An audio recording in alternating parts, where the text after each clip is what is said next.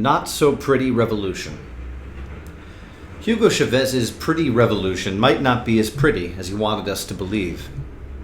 The late Venezuelan leader often told members of the press that his socialist revolution was different in that it was peaceful, democratic. Never mind the threats of violence that would come if his peaceful revolution was blocked. While the movement he led mostly was admirably peaceful, democratic practices began to deteriorate later during his time in office, and powers began to consolidate. Nicolas Maduro has since taken office in place of Chavez after his death last year. Maduro doesn't have the same appeal as the former leader, and nationwide protests have become the new normal. Violent crime has risen amidst food shortages and stalled incomes from oil. The government has begun a serious crackdown, detaining nearly 3,000 citizens to date. Human rights groups are reporting excessive force being used regularly, with police dealing out beatings and detaining people illegally.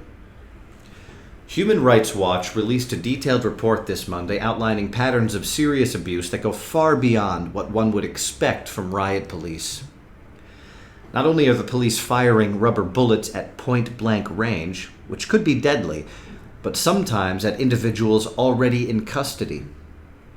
They have also shot live ammunition and tear gas canisters into crowds indiscriminately. These issues are so widespread that the HRW has noted the problems part of a systematic practice by security forces.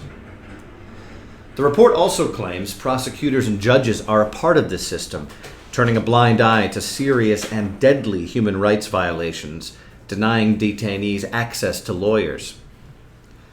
The government has claimed that the 41 deaths are due to oppositional forces, but haven't given any evidence to support the claim. The report claims that there is strong evidence that point to these deaths being at the hands of pro-government gangs.